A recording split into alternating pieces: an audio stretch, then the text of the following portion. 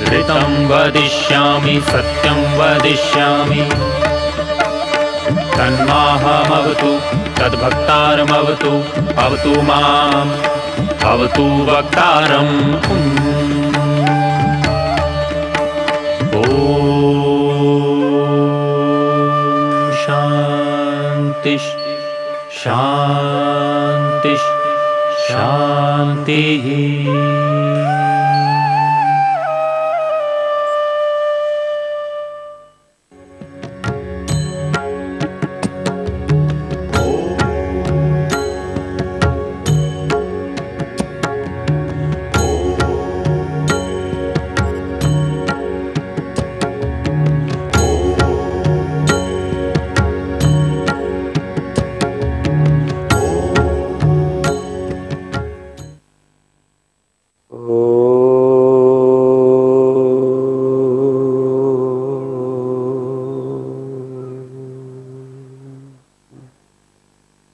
योग शास्त्र में आप सबका स्वागत है।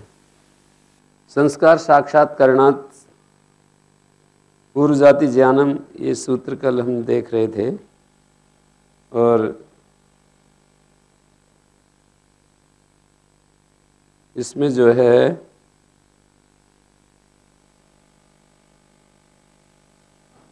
एक आख्यान भी आपको सुनने को मिला। प्राचीन कोई आख्यान जो है इन्होंने रखा, व्यासदेव जी महाराज ने। आख्यान कहते हैं कोई ऐतिहासिक परंपरागत कोई बात इन्होंने किसी पहले वालों से सुनी, उन्होंने पहले वालों से, उन्होंने पहले वालों से, ऐसे सुनती हुई जो बात सुनाई पड़ रही थी उसके बारे में इन्होंने कहा। तो संस्कार साक्षात्कारणात् पूर्व जाति ज्ञानम, और इससे अगला सूत्र जो है प्रत्यस्य परचित्त ज्ञानम, दूसरों के चित्त में संयम करने से। प्रत्यय मानी, ये प्रत्यय शब्द फिर आ गया है। प्रत्यय का अर्थ होता है दूसरों का जो चित्त है, चित्त वृत्ति है, उसको प्रत्यय कहते हैं। तो चित्त वृत्ति में संयम करने से प्रत्यय संयमात् प्रत्यस्य साक्षात्कारणात्, प्रत्यय का साक्षात करने से ततः परचित्त ज्ञानम, दूसरे के चित्त का ज्ञान हो जाता है। दूसरे की वृत्तियों का साक्षात, दूसरे की वृत्तियों में संयम करने से। यहाँ पर प्रत्यय संयमात ऐसा अध्यार कर रहे हैं, पर शब्द का अध्यार कर रहे हैं। गुरु जी, उस पर भी प्रश्न खड़ा होता है कि यदि पुरुष की मुक्ति में अनंतता है, पुनरावृत्ति नहीं है, तो चित्त की इस शक्ति में भी तो अनंतता होनी चाहिए। उन्होंने इतने अवधि तक ही क्यों? फिर तो अनंत जन्म जो हो चुके, वहां बाउंड्री क्यों लगी है कि वो तो अनंत जन्मों तक का ही उन्हें बोध हो जाना चाहिए था। फिर चित्त का सामर्थ्य वहां भी तो अनंत है। हाँ, नहीं, वो तो जितना हम करना चाहेंगे तब का हो जाएगा। उन्होंने वहां तक का देखा तो वहां तक का हो गया। जितना हम देखना चाहते हैं उतना तक का हो सकता है, और पीछे जाते जाते जाते जाते उन्होंने स्वयं ही जब नहीं जाना चाहा तो छोड़ दिया। जैसे हम यहाँ से चंद्रमा में जाना चाहेंगे, चंद्रमा में पहुँचेंगे, और मंगल ग्रह में जाना चाहेंगे, मंगल में पहुँचेंगे, और आगे जाना चाहेंगे, आगे जाना पहुँचेंगे। हम नहीं जाना चाहेंगे तो क्यों पहुँच जाएंगे? जब तक चाहत है, चाहत रुकती तो नहीं है जी, वो बढ़ती चली जाती है। नहीं, इनकी तो रुकी है ना। जब इन्होंने कहा कि वहां तक हमने देखा, वहां तक देखा, ऐसे तो नहीं कहा कि इससे आगे हम नहीं देख पाए। तो यहाँ चाहत रुकेगी तो ऐसी मुक्ति में भी तो चाहत की सीमा ही होगी। फिर उस विषय को हम कई बार चर्चा कर चुके हैं। उसको हम ये छोड़ देते हैं कि ठीक है, पुनरावृत्ति मानते हैं कुछ लोग तो अच्छा है, पुनरावृत्ति होती रहेगी।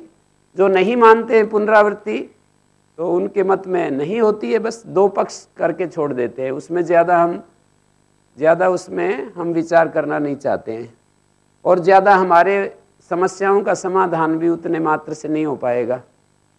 यदि ये इस एक बिंदु का निर्णय भी हो गया तो हमारा समाधान हो जाएगा, ऐसा नहीं लगता मुझे।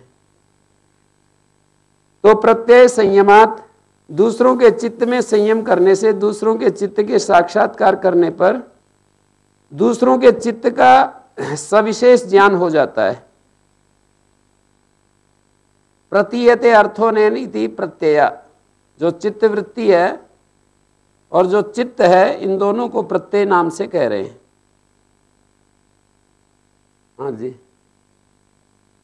चित्त जो है उसको प्रत्यय नाम से कह रहे हैं। चित्त और चित्त में वृत्ति दोनों को ही प्रत्यय कह रहे हैं। हाँ, प्रत्यय शब्द से। तो पर प्रत्यय संयमा, दूसरे के चित्त में संयम करने का मतलब है दूसरे की चित्त वृत्ति में संयम करने से। अब चित्त में तो क्या संयम करना, चित्त की जो वृत्तियां होती हैं उनमें संयम करते हैं। तो परचित्त ज्ञानम, दूसरे के चित्त का ज्ञान। चित्त का ज्ञान का मतलब चित्त वृत्ति का ज्ञान, उसके चित्त में क्या चल रहा है। जैसे यही तो होता है कि आपके चित्त में क्या चल रहा है मैं जान जाऊं, तो ये वाली सिद्धि बता रहे हैं। दूसरे के चित्त में इस समय क्या चल रहा है वो बात हम जानना चाहें तो इसको जान सकते हैं, ये कहना चाह रहे हैं। न च तत्सालंबनम तस्य विषयीभूतत्वात्, 20वां सूत्र है, किंतु वो परचित्त ज्ञान आलंबन सहित नहीं होता है। उस आलंबन चित्त के योगी के संयम का विषय न बनने के कारण तस्य अविषयीभूतत्वात्, वो जो 19 नंबर सूत्र में जो योगी को उस अनुरक्त चित्त को जो जानता है, किंतु वो अमुक आलंबन में अनुरक्त है ये नहीं जानता। केवल इतना जानता है कि इसका चित्त राग युक्त है, इसका चित्त द्वेष युक्त है, इसका चित्त मोह युक्त है, इतना तो जान लेता है। पर ये अगले सूत्र में ये कह रहे हैं न च तत्सालंबनम, वो इस विषय में, राग तो कई चीजों में हो सकता है। राग किसी पुरुष का स्त्री में हो सकता है, स्त्री का पुरुष में हो सकता है। राग किसी का मोबाइल में हो सकता है, किसी का फार्म हाउस में हो सकता है, किसी का एमपी बनने में हो सकता है, किसी का एमएलए बनने में हो सकता है, प्रधानमंत्री बनने में हो सकता है, किसी एक परिस्थिति विशेष में हो सकता है। राग जो है अनेक अनेक विषयों में हमारे राग होते हैं। तो कहते हैं सराग और विराग इतना जानेंगे, ये नहीं जानेंगे कि उसका विषय क्या है, राग का विषय क्या है। न च तत्सालंबनम, आलंबन को नहीं जानेंगे, तस्य अविषयीभूतत्वात्, क्योंकि वो आलंबन को विषय नहीं बना रहे, केवल ये विषय बनाया है कि चित्त को हम देखना चाहते हैं कि ये विषय, ये जो चित्त है ये सरक्त है या विरक्त है, राग युक्त है या विराग है, इस बात को देखना चाह रहे हैं। रक्तम प्रत्यम जानाति अमुस्मिन आलम्बने रक्तम इति न जानाति, योगी जो है वो रक्त प्रत्यय को जानता है, योगी अनुरुक्त चित्त को जानता है, किंतु वो अमुक आलम्बन में अनुरक्त है ये नहीं जानता, क्योंकि इस ज्यायमान दूसरे चित्त का जो आलंबन है, ये जो जिसको हम जान रहे हैं उसका जो आलंबन है, ज्यायमान चित्त का जो आलंबन है, वो संयम करने वाले योगी के चित्त के द्वारा विषय नहीं बनाया गया है। पर प्रत्यस्य यद आलंबनम तद योगी चित्ते नालंबनी कृतम, वो पर प्रत्यस्य यद आलंबन, दूसरे के प्रत्यय का जो आलंबन है, जैसे मैंने आपके चित्त को जानना चाहा तो आप किस विषय में अनुरक्त है, मैंने आलंबन नहीं बनाया, मैंने केवल ये जानना चाहा कि आपका चित्त सरक्त है या विरक्त है, मोह युक्त है, लोभ युक्त है, किस विषय में, इतना जानना चाहा। पर इससे ये बात निकल रही कि यदि वो आलंबन को भी जानेगा तो उसको भी जान सकते हैं या नहीं। पर प्रत्यय मात्रम तो योगी चित्त से आलम्बनी भूतम, पर प्रत्यय मात्र योगी चित्त का आलंबन हो रहा है, दूसरे का पर प्रत्यय मात्रम, प्रत्यय मात्र आलंबन कर रहे हैं। चित्त मात्र ही उस योगी के चित्त के संयम का विषय बना हुआ है। सालंबन में आलंबनेन सहितम इति सालंबनम, ऐसा समास कर रहे हैं।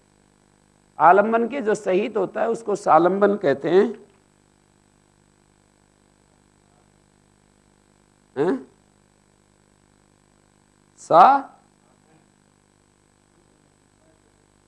अच्छा, न च तत्साधनम तस्य अविषयीभूतत्वात्। अगला सूत्र है काय रूप संयमात, बहुत विचित्र विचित्र सिद्धियां हैं सारी, काहे रूप संयमात, शरीर के रूप में संयम करने से, तद्ग्राह्य शक्ति स्तंभे, उसके नेत्रों के द्वारा, उसकी नेत्रों के द्वारा गृहीत होने की शक्ति का प्रतिबंध हो जाने पर, अन्य लोगों की जो नेत्रेंद्रियों के प्रकाश से संयोग नहीं होगा, रूप जो ग्राह्य शक्ति है उसको रोक दिया, तो उससे फिर वो दिखाई नहीं देगा। जैसे कि कोई योगी कहीं पर है उपस्थित और शरीरतः उसको देख ही नहीं सक रहे हम, यदि छूना चाहें तो छू सकते हैं पर देख नहीं पा रहे हैं। पर जब वो देख ही नहीं पा रहे हैं तो फिर वो कहाँ से उसको छुएंगे, कहाँ जा करके कि ये यहाँ पर है, हो जाए, हो सकता है वो इधर उधर हो जाए। तो बड़ा इनमें सिद्धियों का बड़ा एकदम से ऐसा लगता है कि बड़ा विचित्र विचित्र सिद्धियाँ है। और इसमें ये लिखा है ग्राह्य शक्ति स्तंभे सती चक्षु प्रकाश असंप्रयोगे अंतर्धानम उत्पद्यते योगिना। ग्राह्य शक्ति मानी दूसरों के द्वारा हमारे रूप को ग्रहण करने की जो शक्ति है, वो जो है ग्राह्य शक्ति स्तंभ, हमारे रूप को ग्रहण करने की शक्ति जो है उसको रोक दिया। पांचों इंद्रियों के विषयों को हम रोक सकते हैं, ऐसे कहना चाह रहे हैं। आगे बोल रहे हैं एतेन शब्दादि अंतर्धान मुक्तम वेदितव्यम, शब्दादि का अंतर्धान भी समझ लो, अर्थात मेरी वाणी कोई दूसरे, मैं बोलूं पर किसी को सुनाई ना पड़े, ऐसी स्थिति हम अपनी वाक शक्ति को रोक सकते हैं। मैं बोलूं पर दूसरे को ना सुनाई दे। नहीं, वो बोल रहे हैं कि एक सिद्धि है, ये सिद्धि है, ये हमारे को कोई छुए पर हमारे को कोई छू नहीं सकता है, छूना चाहे छू नहीं सकता है, कोई हमारे को सुनना चाहे सुन नहीं सकता है, और हमारे इस शरीर को गंध ग्रहण नहीं कर सकता है। हमारे शरीर की जो गंध है उसको हम रोक सकते हैं, और हमारे शरीर का जो स्पर्श है और इसका जो रस है, जैसे अभी तो हम यदि इसको जिह्वा के द्वारा हम छू करके जिह्वा के द्वारा पता लगेगा ना कि ये इस तरह का इसमें वो है, जैसे हम जिह्वा के द्वारा इसको स्पर्श करें शरीर को तो पता लगेगा ना कि इसका रस ऐसा है, मानी खट्टा मीठा जो भी। तो पर योगी जो है इसको रोक सकता है, ये बताना चाह रहे हैं। अंतर्धान एक सूत्र में बताई, व्यासदेव जी ने 4 सिद्धियां और जोड़ दी इसके साथ।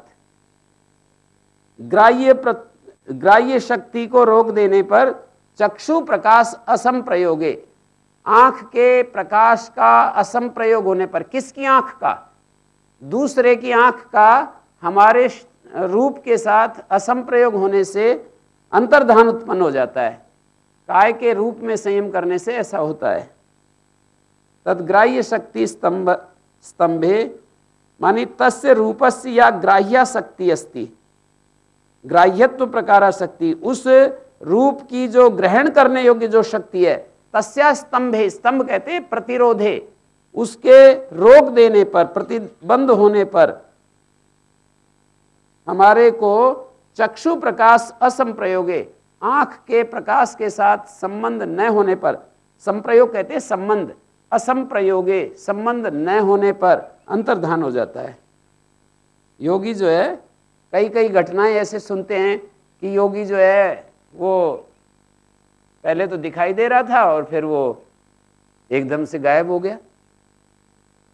ऐसी ऐसी उदाहरण आजकल इन चीजों को साइंस प्रमाणित भी तो कर रही है। माना यहाँ चित्र और शब्द तो घूम रहे हैं, एंटीना को घुमा दिया तो उनको नहीं पकड़ेगा जी। कोई वीआईपी लीडर आता है तो हम मोबाइल काम छोड़ जाते हैं, बताते हैं तो उनके वो ऐसे यंत्र होते हैं तो वो प्रमाणित ही होते हैं, वो शब्द को रोक दिया उसको।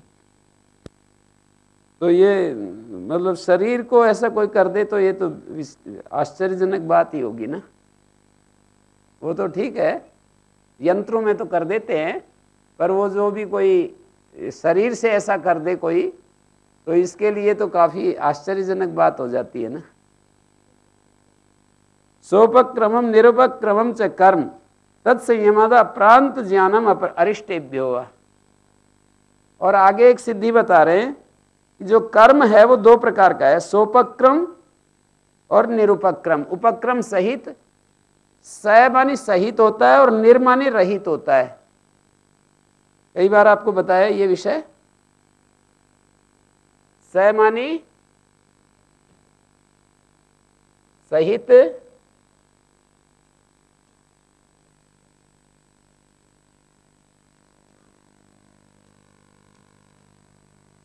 स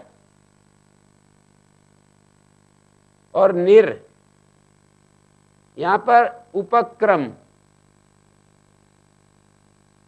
है और ऊ को ओ हो जाता है, जैसे सूर्य उदय सूर्योदय। और निर उपक्रम, कर्म दो प्रकार का है, एक सोपक्रम और एक निरुपक्रम। निर का अर्थ रहित होता है, जैसे निरनुनासिक व्याकरण में आता है, निर अनुनासिक का अर्थ होता है अनुनासिक रहित। और सानुनासिक आता है तो सानुनासिक का अर्थ होता है अनुनासिक सहित। अनुनासिक सहित, अनुनासिक रहित, ऐसे होता है। और भी बहुत सारे, जैसे हम बोलते हैं निर्विशेष, सविशेष, विशेष सहित, निर्विशेष, विशेष रहित। और हम बोलते हैं स का सोपमा, निरुपमा, उपमा सहित सोपमा, निरुपमा, उपमा रहित को निरुपमा कहते हैं। तो ऐसे बहुत सारे स और निर को आप देख करके, साकार निराकार जैसे प्रसिद्ध शब्द इन्होंने बता दिया। साकार आकार सहित, निराकार आकार रहित, साकार निराकार। तो सोपक्रम निरुपक्रम कर्म होता है, ये कर्म को बता रहे हैं। सोपक्रम निरुपक्रम कर्म होता है। तत्संयमात, उस कर्म में संयम करने से अपरांत ज्ञानम, मृत्यु का ज्ञान हो जाता है। अरिष्टेभ्यो, अरिष्टु से भी पता चलता है इसका कि अभी मृत्यु होने वाली है, इसका ज्ञान हो जाता है। अरिष्ट कुछ इसमें गिना रहे हैं, अरिष्ट अभी मैं पढ़ेंगे तो उसमें आएगा। अरिष्टों से भी मृत्यु का ज्ञान हो जाता है। सोपक्रम निरुपक्रम कर्म होता है तो उससे अपरांत ज्ञान होता है, मृत्यु का ज्ञान हो जाता है। और अरिष्टों से भी मृत्यु का ज्ञान हो जाता है। दो उपाय बताए। आयुरूपी फल वाले कर्म दो प्रकार के होते हैं। आयुर्विपाकम कर्म द्विविधम। देखो कर्म जो होते हैं त्रिविपाक होते हैं, एक आयु देने वाले, एक भोग देने वाले, एक जाति शरीर आदि को देने वाले। इस शरीर को छोड़ने के बाद जो हमको, इस शरीर को छोड़ने के बाद त्रिविपाक कर्माशय बनता है।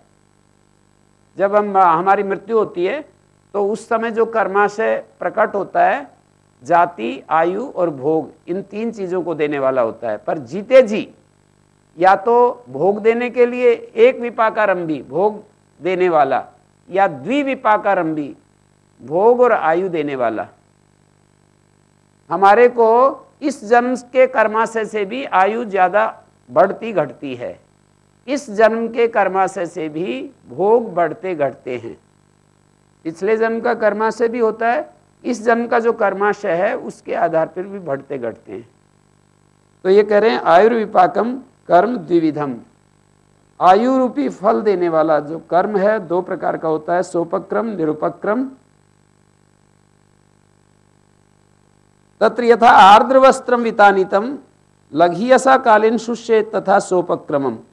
सोपक्रम की परिभाषा एक उदाहरण देकर समझा रहे हैं। जैसे कोई कपड़े हमने पानी में भिगो दिए और उस पानी में भिगो करके आर्द्र वस्त्र, आर्द्र जो वस्त्र होता है, गीला जो वस्त्र होता है, आर्द्रम वस्त्रम वितानितम फैला दिया। लघियसा कालीन शुष्य, जल्दी सूख जाएगा। लघियसा माने शीघ्र ही सूख जाएगा यदि हमने फैला दिया तो। निचोड़ करके फैला दिया, सूख जाएगा। और यदि हमने निचोड़ भी दिया लेकिन वैसे के वैसे डाल दिया, यूं निचोड़ भी दिया लेकिन गड्ढमड करके ऐसे डाल दिया नीचे, तो वो फिर यदा तदेव संपिंडितम, संपिंडितम माने उसको फैला करके नहीं डाला, संपिंडितम चिरेण संसुष्येत, देर में सूखेगा। एवं निरुपक्रमम, इस प्रकार के जो कर्म होते हैं शीघ्र जो आयु देने वाले हैं वो सोपक्रम, और जो कर्म हमारे को इस तरह से शीघ्र आयु देने वाले नहीं होंगे, फल देने वाले कहना चाहिए, फल देने वाले जो कर्म शीघ्र फल देने वाले हैं वो सोपक्रम, और शीघ्र फल देने वाले नहीं हैं उनको कहेंगे निरुपक्रम। यथाच अग्नि शुष्के कक्षे मुक्तो वातेन समन्ततो युक्ता क्षेपीयसा कालेन दहे तथा सोपक्रम। एक और उदाहरण भी दे रहे हैं। एक तो वस्त्र का दिया कि जैसे वस्त्र को हम सुखा दें तो जल्दी सूख जाता है, ना उसको फैलाएं नहीं और वैसे ही रख दिया तो वो देर में सूखता है, तो वो जो जल्दी सूख जाता है वो सोपक्रम, और जो देर में सूखता है वो निरुपक्रम। इस शब्द की व्याख्या के संदर्भ में बोल रहे हैं। ऐसे ही अग्नि जो है सूखे, जैसे कि कोई अग्नि होता है, सूखे तिनकों के ढेर में डाली गई अग्नि चारों ओर से हवायुक्त अग्नि बड़ी शीघ्रता से जला देती है। शुष्के कक्षे मुक्तो डाली गई, वातेन समंत तो युक्ता, और हवा भी लग रही हो, उससे ढेर है और उसमें अग्नि डाल दी और हवा भी लग रही है। क्षेपीयसा कालीन दहेत, क्षेपीयसा माने क्षिप्र शब्द से क्षेपीयसा बना है, शीघ्र ही जो है जला देता है, वैसा सोपक्रम कर्म होता है। और वही अग्नि यदि गीले सैव अग्नि तृण रासव क्रम तो अवयवेशु न्यस्ता, तिनकों का ढेर है पर एक एक हिस्से में लगा रहे हैं उसको, धीरे धीरे एक एक तिनके को निकाल करके लगा रहे हैं उस अग्नि को। चिरेण दहे तथा निरुपक्रमम, गीले तिनके का ढेर हो और क्रम से मानी अवयव से डाली जाने पर उस प्रकार का निरुपक्रम होता है। तद एक भविकम आयुष कर्म कर्म द्विविधम, जो एक भविक आयु वाला जो कर्म है, एक भविक का मतलब एक हमारे पूरा जीवन के बाद जो हमारे को 3 चीजें मिलती हैं उनमें से आयु वाले को पकड़ करके कह रहे हैं। एक भविकम आयुष कर्म कर्म द्विविधम, एक भविक पूरे हमारे एक जन्म से संबंधित जो आयुष कर्म है, आयु देने वाला जो कर्म है, 2 प्रकार का हो गया, सोपक्रम निरुपक्रम। तत्संयमान, उसके उस कर्म में संयम करने से अपरांत से प्रायण से ज्ञानम, जो अपरांत है, प्रायण का मतलब मृत्यु है, उसका ज्ञान हो जाता है। अरिष्टेभ्यो अथवा अरिष्टों से भी 3 प्रकार के अरिष्ट होते हैं, आध्यात्मिक, आधिभौतिक और आधिदैविक। 3 प्रकार के अरिष्ट होते हैं, उनसे भी मृत्यु का ज्ञान हो जाता है। ये तो साधारण लोग भी कर लेते हैं। तत्र आध्यात्मिकम, जैसे घोषम स्वदेहे पीहित कर्णों न शृणोति, कानों को यदि बंद करें तो एक गूंज सी आती रहती है, पर हमारी मृत्यु जब नजदीक होती है तो समझ लो कि आवाज नहीं सुनेंगे, घोष नहीं सुनाई देगा, वो जो नाद होता है वो सुनाई नहीं देगा। उपक्रम कर्म का विशेषण है। सोपक्रमम निरुपक्रमम कर्म, कर्म जो है 2 प्रकार के बताए हैं, और वो भी आयुष कर जो कर्म है, एक भविकम आयुष कर्म कर्म, क्योंकि कर्म के 3 रूप होते हैं ना, भोग हेतु, आयु हेतु और जन्म हेतु, जाति हेतु। तो आयुष कर कर्म जो है उसको सोपक्रम कर्म और निरुपक्रम कर्म कह रहे हैं। तो उसमें संयम करने से मृत्यु का ज्ञान हो जाता है। और ये आध्यात्मिक जो अरिष्ट होते हैं, जैसे कि कान, अपने शरीर में कान बंद करने पर घोष नहीं सुनाई देता, ज्योतिर्वा नेत्रे अवष्टभ्य न पश्यति, आंखें यदि बंद कर लें तो एकदम हमें प्रकाश सा दिखाई देता है। बंद करने के बाद भी हमारे को एक प्रकाश सा दिखाई देता है, और समझ लो वो ना दिखाई दे तो अब छुट्टी होने वाली है इसकी। ज्योतिर्वा नेत्रे अवष्टब्धे, नेत्रे अवष्टब्धे माने आंख बंद कर लेने पर यदि वो ज्योति ना दिखाई दे तो समझ लो कि नजदीक आ गई है, जो इसकी शरीर की जो गाड़ी है स्टेशन नजदीक आ गया है। और आधिभौतिक यम पुरुषान पश्यति, आधिभौतिक कह रहे हैं यमदूतों को प्राणी देखता है, अकारण ही मरे हुए पितरों को देखता है, उससे पहले जो पितृन अतीतान अकस्मात पश्यति, अकस्मात ही जो बीते हुए जो पितर हैं उनको देखने लगता है और यम पुरुषों को, यम दूतों को देखने लगता है। देखो ये सिद्धियां हैं और मेरा इसमें कोई अनुभव नहीं है, जो कुछ लिखा है मैं तो केवल इसको बात करके सुना रहा हूं, इसमें मेरा कोई भी अनुभव नहीं है। जहां मेरा अनुभव है मैं खूब उसको रुचि लेकर के, रस लेकर के बताता ही हूं। तो हाँ, रजोगुण तमोगुण बढ़ा हुआ तो सिद्धियां कोई नहीं लगेगी। रजोगुण यदि तमोगुण बढ़ा हुआ है तो उसको कोई सिद्धि नहीं मिलेगी। आप बता नहीं, वो तो मैं बताता ही हूं कि सिद्धियां जो हैं वो सत्वगुण का ही परिणाम है, और सत्वगुण चित्त में जो सत्वगुण के बढ़ने पर ही ये सिद्धियां मिलती हैं, और वो दूसरी सिद्धि जो मुक्ति की सिद्धि है वो भी सत्वगुण से पार जाने पर। देखो चित्त में सत्वगुण के विकास से जुड़ी हुई है ये सारी सिद्धियां, और जो मुक्ति है वो त्रिगुणातीत अवस्था से जुड़ी हुई है। ये फर्क है दोनों में। जो सिद्धियां होती हैं वो गुणों के घेरे में हैं, और जो मुक्ति है वो गुणों से पार अवस्था है। गुणों से जो आगे की स्थिति है वो ये मुक्ति की स्थिति है। तो यम पुरुषान पश्यति, यम पुरुषों को देखता है, पितरों को देखता है। तथा आदिदैविकम, 3 प्रकार के अरिष्ट गिना रहे हैं। स्वर्गम अकस्मात सिद्धान व पश्यति, आदिदैविक क्या देखता है? स्वर्ग को देखने लगता है। अकारणी स्वर्ग को, सिद्धों को देखने लगता है, सिद्ध पुरुषों को। और विपरीतम व सर्वम, सब कुछ उल्टा देख रहा है। अनेन व जानाति अपरांतम उपस्थितम, इससे भी जान लेता है कि नजदीक आ गया है, समय नजदीक आ गया है, रेलवे स्टेशन समय जो है गाड़ी पहुंचने वाली है। तो अभी मैं जो यहां पर जो अगला जो ये सूत्र आ रहा है इसमें अब खुल करके बात करेंगे। मैत्र्यादिषु बलानी, हाँ जी। एक भविक का मतलब होता है पूरे जीवन में हमारे को जो कर्माशय मिलता है, अगले शरीर छोड़ने के बाद जो कर्माशय हमारे लिए फल देता है उसको एक भविक कर्माशय कहते हैं। और वो 3 त्रिविपाक होता है, उसमें से आयु एक हिस्सा है उसका, भोग उसका एक हिस्सा है, और जाति उसका एक हिस्सा है। एक भविक कर्माशय के 3 पार्ट हैं, जाति देने वाला, आयु देने वाला और सुख दुख देने वाला। मैत्र्यादिषु बलानी, इसमें आप प्रश्न कर सकते हैं, जो भी आपको प्रश्न आता है। मैत्र्यादिषु बलानी, योगी जो है मैत्री इत्यादि में संयम से मैत्री आदि बल उसको प्राप्त हो जाते हैं। मैत्री, करुणा, मुदिता 3 भावनाएं हैं। मैत्री भावना, करुणा भावना और मुदिता भावना, ये 3 भावनाएं होती हैं।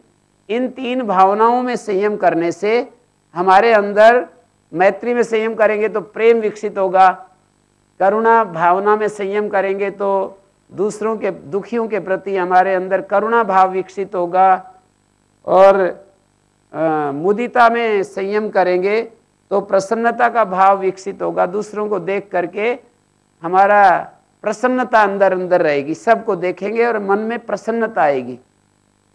तत्र भूतेषु सुखितेषु मैत्रीम भावयित्वा मैत्री बलम लभते। मुदिता प्रसन्नता होती है। भूतेषु सुखितेषु, सुखित शब्द कैसे बना? दुखित सुखित। तदस्य संजातम तारकादिभ्या इतच, सुख शब्द से इतच प्रत्यय किया हुआ है,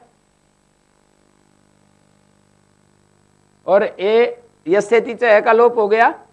सुखम संजातम अस्य, ये इसका विग्रह है। सुखम संजातम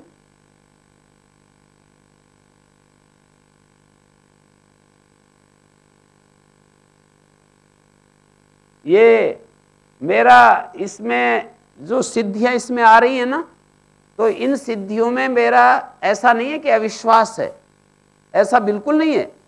सारी सिद्धियां बिल्कुल ठीक ठीक मैं मान रहा हूं, लेकिन उसमें मुझे कुछ पता नहीं है कि कैसे होती हैं वो, इसलिए उसके बारे में मैं मौन हो रहा हूं।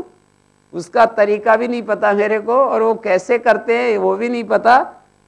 पर ये शास्त्र झूठे नहीं है, इतना मैं विश्वास कर रहा हूं। शास्त्र तो सही है अपने स्थान पर। तो ये मैत्र्यादिषु बलानि, इसको तो हम प्रत्यक्ष करते भी हैं, कर रहे हैं, तो इसको हम बता भी सकते हैं, हमारा अनुभव भी है। मैत्री करुणा मुदिता ये तीन भावनाएं हैं। भूतेषु सुखितेषु मैत्रीम भावयित्वा मैत्री बलम लभते। मैत्री बल हमको प्राप्त होता है। सुखित व्यक्ति है ना, तीन प्रकार के व्यक्ति हैं, सुखित, दुखित और पुण्यशील, और चौथे एक और है पापशील। तो उनमें भावना की जरूरत नहीं होती है। भावना का वहां पर एक प्रकार से अभी ये बताएंगे, हम पढ़ रहे हैं, तत्र भूतेषु सुखितेषु मैत्रीम भावयित्वा। सुखी लोगों में मैत्री भावना करने से, मैत्री भावना करके उसके फलस्वरूप मैत्री बल हमको प्राप्त होता है। जो मित्रता का बल है वो हमें प्राप्त होता है।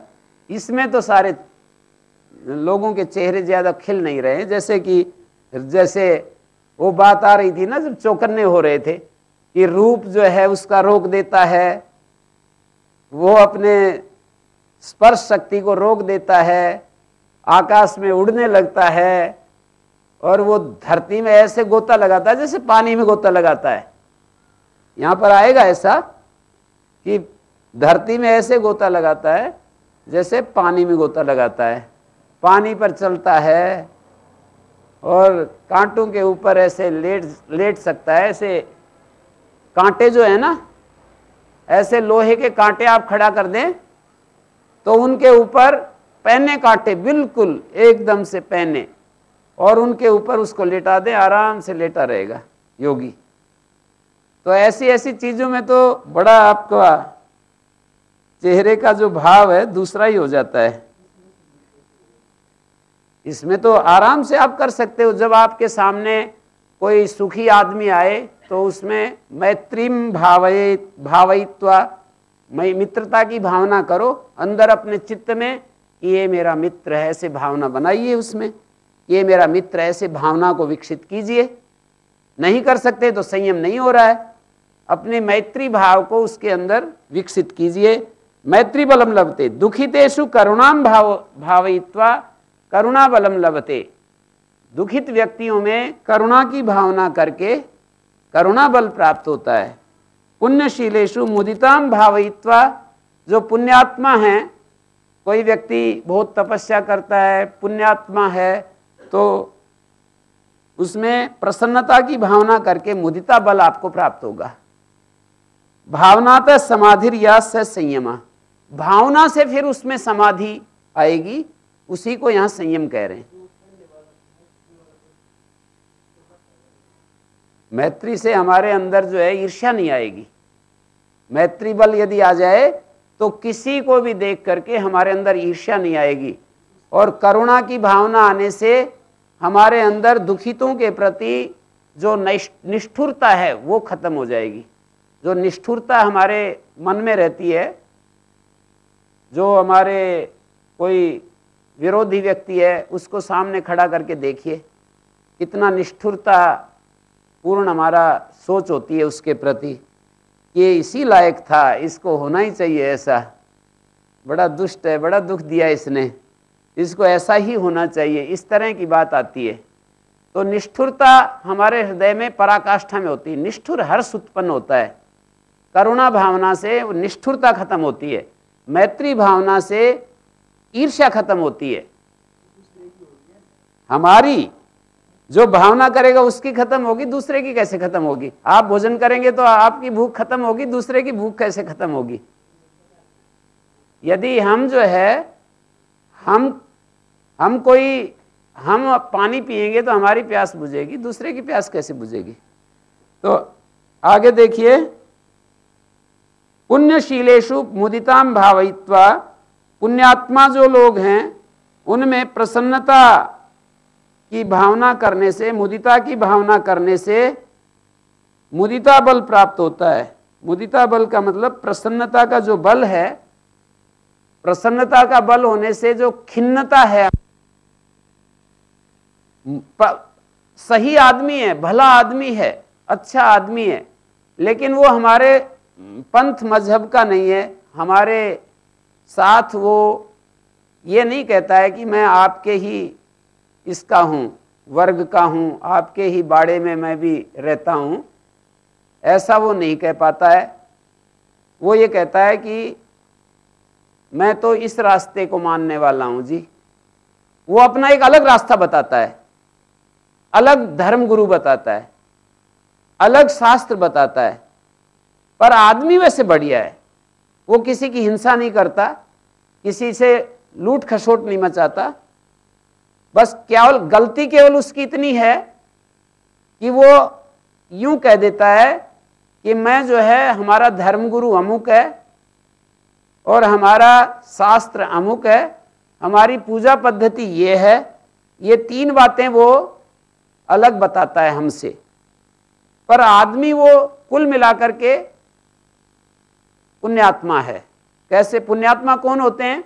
जो किसी को धोखा ना दे, यम नियमों का पालन करे, जैसे अहिंसा व्रत का पालन करे, पूरा वो उसकी पूजा पद्धति, उसका धर्मगुरु, उसके शास्त्र अलग है, इतनी बात तो है, लेकिन वो किसी को हिंसा नहीं, चोट नहीं पहुंचाना चाहता, चोरी नहीं करना चाहता, झूठ नहीं बोलना चाहता, किसी को ठगना नहीं चाहता, इंद्रियों को पूरा अपने वश में रखना चाहता है, पवित्रता है, ब्रह्मचारी रहना चाहता है, परिग्रह नहीं करना चाहता, तपस्वी है, शुद्ध रहना चाहता है, संतुष्ट जीवन जीना चाहता है और गपशप नहीं करना चाहता है, और हीन चरित्र पुरुषों के को अपना आदर्श नहीं मानता है, अपने से बड़ी शक्ति को स्वीकार करता है और उसमें उस बड़ी शक्ति को में हीन चरित्र लोगों को अपना आदर्श नहीं मानता है। ये सारी चीजें जो करता है उसको हम पुण्यात्मा कहते हैं। जो व्यक्ति ऐसा ऐसा जो जीवन जीता है उसको हम पुण्यात्मा कहते हैं। तो पुण्यात्मा है, लेकिन वो उसने जो गुनाह किया वो ये कर दिया है कि मेरे शास्त्र ये हैं, मेरे धर्मगुरु ये हैं और मेरी पूजा पद्धति ये है। इस कारण से हमारे को वो प्रसन्नता नहीं मिलती उसको देख करके, जो कि ये तीनों बातें हमारी ही बताने लगे। जैसे यूँ कहे, मैं वेद को मानता हूँ, मैं निराकार ईश्वर का उपासक हूँ, मैं किसी मूर्ति आदि की पूजा नहीं करता हूँ, निराकार ईश्वर को मानने वाला हूँ, वेद मेरा धर्म ग्रंथ है और ऋषि लोग जो प्राचीन ऋषि परंपरा में जो पैदा होते हुए आए हैं वो हमारे मार्गदर्शक हैं, ये बातें बोलता है और वो व्यक्ति पवित्र आचरण करे। ये सारे बात, दो व्यक्ति हमारे सामने हैं, एक व्यक्ति वैसा ही बिल्कुल आचरण कर रहा है जो कि हमारी इस विचारधारा, हमारा जो सिद्धांत प्रिंसिपल, प्रसन्नता नहीं आती। तो यहाँ पर मैत्री बल बढ़ाने के लिए ऐसे लोगों को देखकर मैं, जैसे यहाँ पर सलाह दी गई कि जो हमारे पैरेलल दौड़ रहे हैं उनमें भी मैत्री भावना हम अपनी विकसित करें और जो दुखी लोग हैं उनमें भी हम अपनी करुणा भावना विकसित करें, और जो दुखी लोग हैं उनमें भी हम अपनी करुणा भावना विकसित करें। ऐसे ही करें दुनिया में जो भी पुण्यात्मा हैं, चाहे वो किसी धर्म गुरु को, किसी शास्त्र को या किसी पूजा पद्धति को मानने वाले हों, यदि वो मनुष्यों के लिए हानिकारक नहीं हैं, वो तो व्याख्या ज़्यादा विचारशील आदमी इसको भी गलत कर देगा कि ये जो लोग हैं जो अलग अलग रास्ते पर चल रहे हैं वो मनुष्यता के लिए अच्छे हो ही नहीं सकते हैं, वो वर्ग में विभाजित करते हैं और वो दूसरों को, मतलब इस मानव जाति को एक दूसरे के विरोध में खड़ा कर रहे हैं। इस तरह से उसके तर्क भी मिल जाएंगे, पर ईमानदारी से यदि हम सोचें कि हम अपने चित्त को निर्मल करना चाहते हैं, तो योग दर्शनकार ये कह रहे हैं कि हम ऐसे लोगों को देखकर मुदिता भाव को विकसित करें, जो हमारे पंथ के नहीं, मजहब के नहीं। हाँ, शीघ्रता से बताया करो बात को, लंबा मत खींचा करो। राग से भी बचना चाहते हैं और प्रेम भी करना चाहते हैं, तो ये कैसे हो, ये आप पूछना चाहते हैं। देखो, राग और प्रेम में अंतर है ना। राग में हमारे को सुख जहां मिलता है उसमें राग होता है।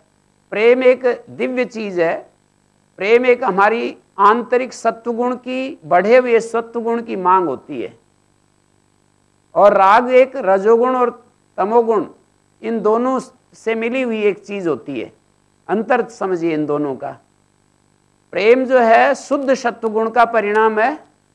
राग, द्वेष, मोह, ये तीनों चीजें हमारे रजोगुण और तमोगुण की क्रियाएं हैं। तो रजोगुण तमोगुण की क्रियाओं को हम नहीं चाहते हैं, सत्वगुण की क्रिया को चाहते हैं। जहां हमारा प्रेम तो ऐसा है कि आपसे कुछ भी मुझे लेना नहीं है, आपसे कुछ भी नहीं लेना, लेकिन आप यदि मेरे पास जो कुछ है उसको लेना चाहते हैं तो मैं आपकी मदद कर रहा हूं।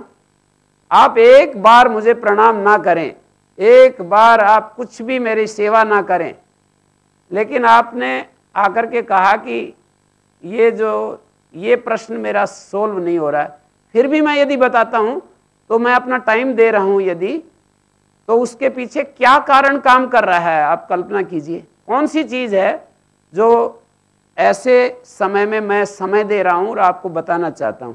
कोई अपेक्षा नहीं है कि आप ये करेंगे वो करेंगे, और फिर भी यदि मैं समय देता हूं तो वहां पर प्रेम ही काम करता है, और कोई ऐसा हेतु नहीं है। जब कोई भौतिक हेतु हमारे सामने नहीं है, भौतिक हेतु यही होते हैं कि भाई इसलिए हम दे रहे हैं कि इससे सम्मान मिलेगा, इसलिए दे रहे हैं कि इससे पैसे मिलेंगे, इसलिए दे रहे हैं कि हमारे काम आएगा आगे चल करके, किसी विपत्ति में काम आएगा। यही हेतु होते हैं ना, भौतिक हेतु। तो इन हेतुओं को सामने रखकर हम काम करते हैं तो वो राग होते हैं। और कभी कभी हमारे रिलेशन होते हैं, जैसे किसी माँ बाप का बेटा बेटी होता है तो उनका कुदरत के द्वारा ही उनमें इस तरह का अटैचमेंट डाला हुआ है कि उनके प्रति उनका राग, उनकी आसक्ति होती है। वो शुद्ध प्रेम नहीं होता है, राग और आसक्ति। सामान्य करके कहा, कोई योगी बिरला कोई हो भी सकता है, कोई बिरला योगी ऐसा हो भी सकता है, पर सामान्य रूप में मैं कह रहा हूं कि वहां वो स्थिति नहीं होती है। तो हम राग से तो मुक्त होना चाहते हैं, पर प्रेम भी चाहते हैं। तो प्रेम चाहते हैं तो हम अपने ज्ञान को, प्रेम तो ज्ञान और हमारे हृदय के शुद्ध भाव के विकसित अवस्था का ही परिणाम है। हमारे हृदय में जो विशालता है, महापुनातु हृदय हम जो बोलते हैं, उसका परिणाम है प्रेम। महापुनातु हृदय, उसका परिणाम प्रेम है। प्रेम कोई ऐसी चीज नहीं है। हमारा हृदय विशाल होता है तो उसका जो परिणाम है वो प्रेम है। और जो हृदय संकुचित होता है, राग और द्वेष में हम स्वकेंद्रित होते हैं, और ये जितनी भी ज्यादा स्वकेंद्रिता बढ़ती जाती है, दूसरे पीछे छूटते जाते हैं। और प्रेम जितना बढ़ता जाता है, दूसरे हमारे हृदय में समाविष्ट होते जाते हैं। देखो अंतर, जितना जितना राग और द्वेष बढ़ता जाता है, दूसरे पीछे छूटते जाते हैं, और आदमी अपने प्रति केंद्रित होता जाता है, अपने आप के प्रति केंद्रित होता जाता है, अपने को महत्वपूर्ण, अपने लिए सारी दुनिया को समझता जाता है। राग द्वेष मोह की ऐसी स्थिति है कि आदमी अपने को सबसे महत्वशाली समझता है, और दूसरों के ये जो रिलेशन है ना, अपने को सुख देने के लिए उनका यूज करता है। सारे संबंधों का यूज अपने को सुख देने के लिए है।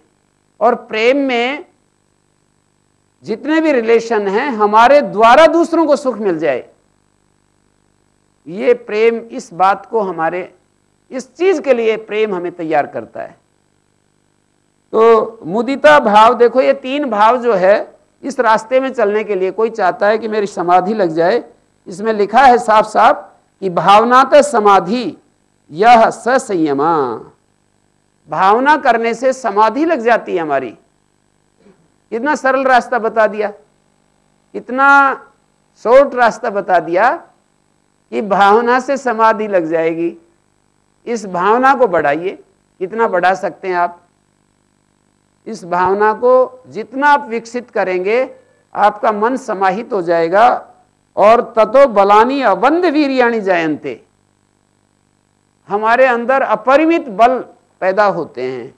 कौन से बल? मैत्री बल, करुणा बल और मुदिता बल। अवंध वीर्य का मतलब होता है अव्यर्थ पराक्रम वाले बल पैदा होते हैं। पराक्रम अवंध का अर्थ होता है जो कि कभी भी बेकार नहीं जाते, व्यर्थ नहीं जाते। अवंध वीर्याणि जायन्ते, तो पापशीलेषु, एक बात और कह दी साथ में, पापशीलेषु उपेक्षा न तो भावना।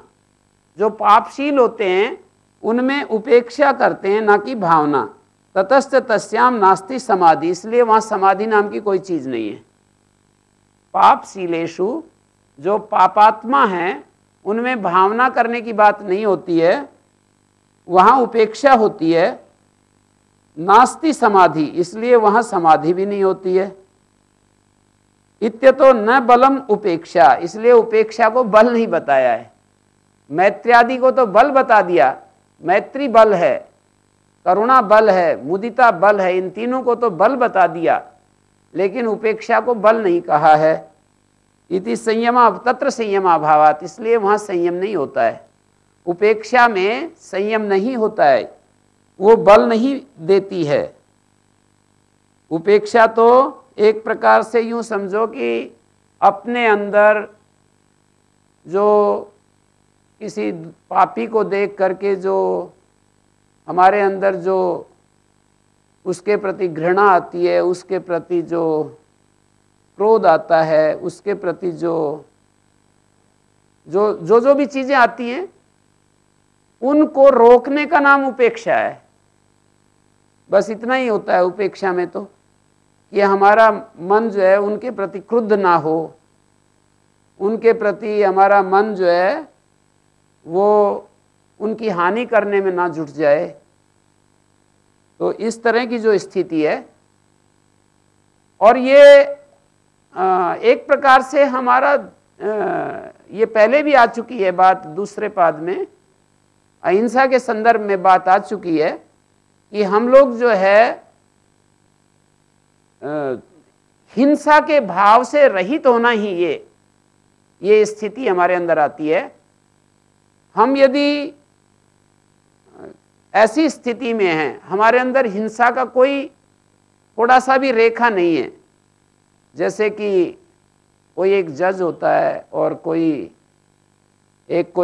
जिसको जिम्मेदारी होती है, जैसे एक पुलिसमैन है और वो अपराधी को दंड देता है, तो वो जो दंड देता है वो इस कारण से नहीं देता है, उसका कोई व्यक्तिगत द्वेष नहीं है, वो व्यक्तिगत द्वेष के कारण उसको दंड नहीं दे रहा है। कोई जल्लाद जो है फांसी पर किसी को चढ़ा रहा है तो उसको फांसी पर लटकाने का बिल्कुल भी कोई सजा नहीं मिलेगी कि वो उसने जो है 100 आदमी को फांसी दी तो उसको भी थोड़ा बहुत तो पाप लगेगा, ऐसा नहीं, क्योंकि उसका व्यक्तिगत द्वेष नहीं है उसके साथ।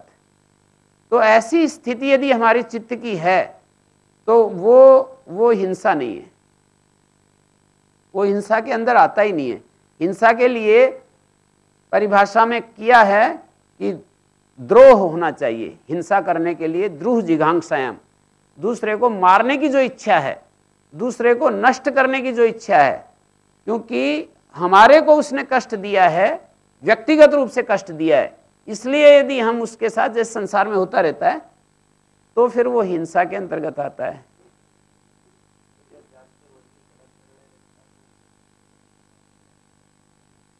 जानते हुए भी गलत निर्णय कैसे देता है?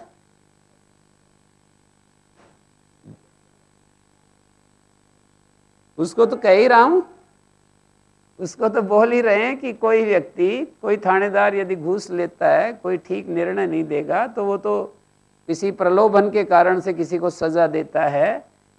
मैंने एक बात कह दी कि विद्या और धर्म के अनुकूल किसी को यदि आदमी मार भी दे तो वो हिंसा ही नहीं है ना। विद्या और धर्म, इतनी ऊंची स्थिति चाहिए ना, पर उसके लिए धर्म और न्याय, विद्या, धर्म, न्याय और विद्या के चलते यदि इन तीनों चीजों के रहते हुए कोई व्यक्ति किसी को दंड देता है तो वो हिंसा नहीं है। पर ये जो तीन चीजें हैं, धर्म, विद्या और न्याय, कितनी ऊंची चीजें हैं, आप कल्पना कर सकते हैं। तो पापशीलेषु उपेक्षा न तु भावना ततश्च तस्याम नास्ति समाधि इत्यतो न बलम उपेक्षा तत्र संयमा भावात्। अद्भुत सूत्र है, इसकी जितनी प्रशंसा की जाए और इसको जितना भी हम अपने मन में बिठा सकें, जितना इसकी महिमा को अपने दिल में बिठा सकें, उतना हमें लाभ मिलेगा। जितना हम कर पाएंगे उतना लाभ मिलेगा। तीन बलों की बात कही है, उपेक्षा को बल नहीं बताया। उपेक्षा में संयम नहीं होता है, मैत्री बल में संयम होता है, करुणा बल में संयम होता है, मुदिता बल में संयम होता है। हम अपने दिल में, अपने हृदय में, अपनी बुद्धि में, ये तो सुबह से लेकर सायंकाल तक जहाँ जहाँ हमारा संपर्क होता है, उनको देखकर कभी कभी एक व्यक्ति विशेष को देख करके खिन्नता आती है हमारे मन में। उसी समय मैत्री को याद करना है, ये करुणा को याद करना है।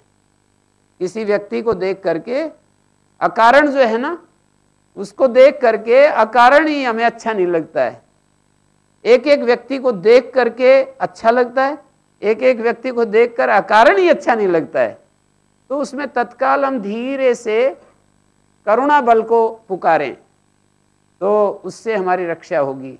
मैत्री बल को, ईर्ष्या आने लगे तो मैत्री बल को याद करें और इसको जितना भी संयम कर लेंगे। देखो एक बड़ी बात बताते हैं आपको, कोई भी जो संस्कार है, संस्कार से कटता है।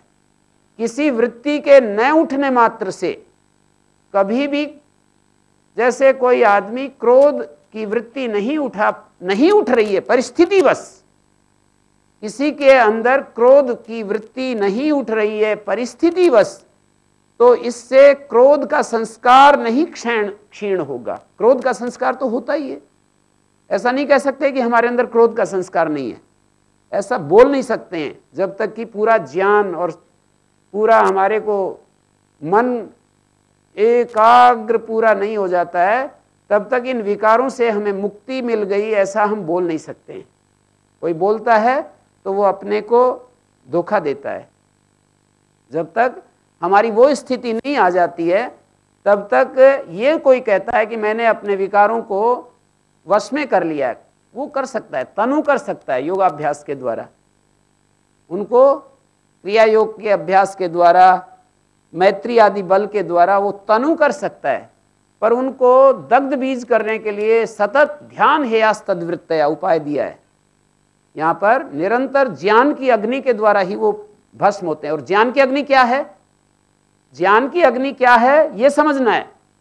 प्रतिकूल स्थिति आने पर, जैसे हमारे सामने प्रतिकूल स्थितियां आती रहती हैं, जैसे क्रोध की स्थिति आती रहती है, क्रोध की स्थिति हमारे सामने आती रहती है, लोभ की स्थिति हमारे सामने आती रहती है, मोह की स्थिति आती रहती है, काम की स्थिति आती रहती है, ईर्ष्या की स्थिति आती रहती है, द्वेष की स्थिति आती रहती है। इनको मैं प्रतिकूल स्थिति कह रहा हूं।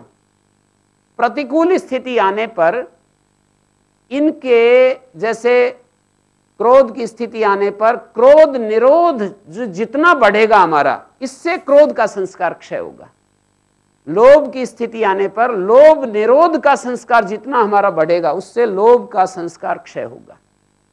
ऐसे ही ईर्ष्या की स्थिति आती है, कोई व्यक्ति हमसे, हमारे साथ कोई चल रहा है, पढ़ाई में चल रहा है, कोई धन के क्षेत्र में चल रहा है, कोई राजनीति में चल रहा है, तो समान उसमें होती है ना ईर्ष्या। तो जैसे कोई आदमी ओलंपिक में भाग ले रहा है, उसको धन कमाने वाले से थोड़ी ईर्ष्या होगी कि ये इतना कमा रहा है। उसको तो अपने कॉम्पिटिटर से ईर्ष्या होती है। कोई आदमी धन कमा रहा है, फैक्ट्री लगा रहा है, एक ही उस फैक्ट्री में जो है, फैक्ट्रियां भी कितनी प्रकार की हैं, जैसे वस्त्र मिल वाला वस्त्र मिल के साथ उसको ईर्ष्या होगी, उसको वस्त्र मिल वाले को जो दूध की डेयरी कर रहा है उससे क्या ईर्ष्या होनी, वो अपना करता रहेगा। तो समान उसमें स्पर्धा होती है, समान उसमें ईर्ष्या होती है हमारे को कि मैं आगे निकलूं और वो दूसरे को मैं मेरा जितना मैं नहीं आगे बढ़ने दूंगा। तो इस तरह से हमारे अंदर जो ये चीज़ें आती रहती हैं, ईर्ष्या आती है, लोभ आता है, ये परिस्थितियां आती हैं, उससे अपोजिट जैसे ईर्ष्या की परिस्थिति आती है तो ईर्ष्या निरोध का जो वृत्ति हमारे अंदर उठेगी वो संस्कार बनाएगी। ईर्ष्या निरोध की वृत्ति ईर्ष्या निरोध के संस्कार पैदा करेगी और वो संस्कार ईर्ष्या को हटाएं, ईर्ष्या के संस्कार को हटाएंगे। क्रोध निरोध की वृत्ति हमारे अंदर पैदा होगी, क्रोध निरोध की वृत्ति से ही क्रोध निरोध का संस्कार पैदा होगा। क्रोध निरोध के संस्कार से क्रोध का संस्कार दूर होगा। एक वैज्ञानिक जो है, जो मेरे समझ में आया, आपके सामने ये बात रख रहा हूं, ऐसे लोभ लगा सकते हैं, ऐसे मोह लगा सकते हैं, अहंकार लगा सकते हैं, कोई भी एक एक विषय को लेकर के उसका जो विरोधी, जो उसको रोकने के लिए उपाय करते हैं हम, प्रतिपक्ष भावना जिसको कहते हैं, उसके द्वारा वो संस्कार बनेगा और उस संस्कार से वो अपोजिट संस्कार हटता है। केवल वृत्ति न उठने मात्र से, जैसे कोई आदमी हिमालय में रह रहा है और वो या तो वो अपने आप स्वयं अंदर वैसी वो निरंतर उठा रहा है, उस तरह की अपने अंदर उस विवेक को जागृत कर रहा है कि क्रोध के परिणाम क्या क्या हो सकते हैं और हर परिस्थिति में मैं अपने आप को शांत रखना चाहता हूं, ऐसे निरंतर साधना कर रहा है, क्रोध के ऊपर काम कर रहा है, क्रोध की चीज को अपने अंदर देख रहा है बार बार कि क्रोध के क्या क्या परिणाम हो सकते हैं और मुझे कैसे जीना है उन परिस्थितियों में, ऐसे अपनी साधना कर रहा है, तो उससे तो ठीक है, वो एक क्रोध निरोध का संस्कार उसके अंदर जन्म लेगा और वो क्रोध को हटाएगा। लेकिन जैसे कोई सोचे ही नहीं क्रोध के बारे में और चुपचाप जंगल में एक गुफा में रह रहा है, क्रोध के बारे में सोच ही नहीं रहा है, तो ऐसा करने से क्रोध का संस्कार नहीं हटेगा। वो आराम से सोया हुआ पड़ा रहेगा और जब वो बाहर आएगा और वो परिस्थिति जैसे उसने जैसे ही फेस करेगा तो वो जागृत हो जाएगा, वो संस्कार उदार हो जाएगा। तो संस्कार को समाप्त करने के लिए, संस्कार पर काम करने के लिए एक ही उपाय है कि उससे अपोजिट जो संस्कार है उसको हम बनाएं। और अपोजिट संस्कार कैसे बनेगा? वो तो उस वृत्ति में जीने से बनेगा। उस वृत्ति में यदि नहीं जीते हैं तो वो संस्कार कहां से बनेगा? क्रोध निरोध का संस्कार यदि हम बढ़ाना चाहते हैं, क्रोध निरोध के लिए हमें प्रयास करना पड़ेगा।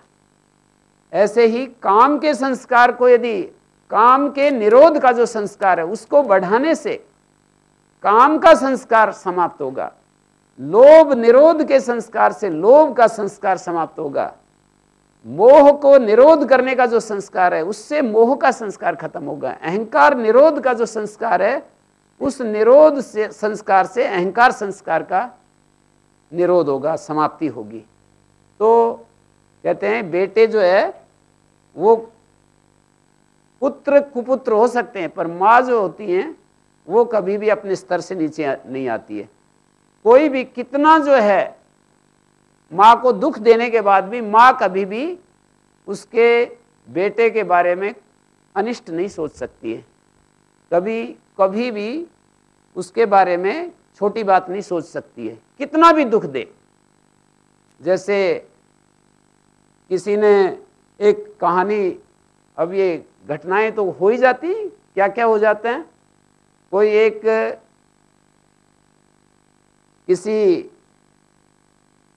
एक घटना मैंने कभी सुनी थी कि किसी व्यक्ति ने कहा कि भाई, किसी एक नौजवान लड़के ने कहा कि मैं तब मानूंगा तुमको कि तुम अपनी माँ का सिर काट करके मेरे सामने ला करके रखो, तब मैं मानूंगा कि तुम मुझसे प्रेम करती हो।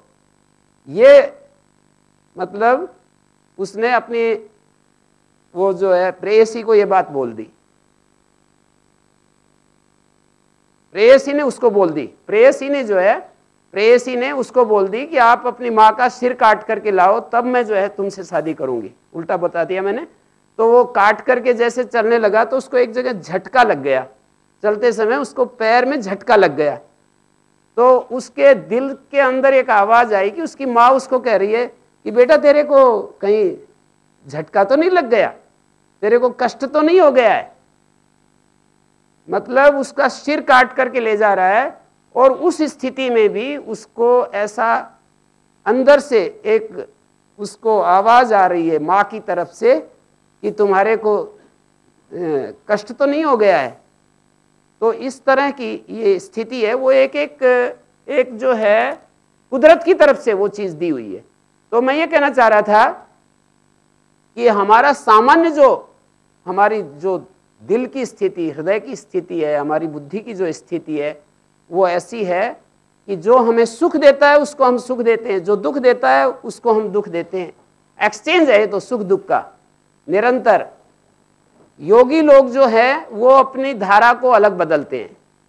योगी लोग जो हैं वो दुख देने वालों के प्रति भी उदासीन हो जाते हैं, और सबको, किसी को अपना प्रतिद्वंदी नहीं मानते हैं, किसी को अपने सामने ऐसा नहीं मानते हैं कि ये जो है, किसी के बारे में ऐसा नहीं सोचते हैं कि इस व्यक्ति को ये फल मिलना ही चाहिए। इस तरह का आग्रहपूर्ण कोई विचार किसी के प्रति नहीं रखते हैं। तो मैत्री, करुणा, मुदिता, ये 3 बलों की चर्चा हुई है। अनिष्ट नहीं सोचते हैं किसी का अहित नहीं सोचते हैं, सबके लिए कल्याण सोचते हैं, सबका भला सोचते हैं। अपने व्यक्तिगत किसी द्वेष के कारण से किसी की हानि नहीं सोचते हैं। बलेषु हस्ति बलादीनि, अगला सूत्र है, हस्ति बले संयमाद हस्ति बलो भवति, वैनते बले संयमाद वैनते बलो भवति, वायु बले संयमात वायु बला इत्येवमादि।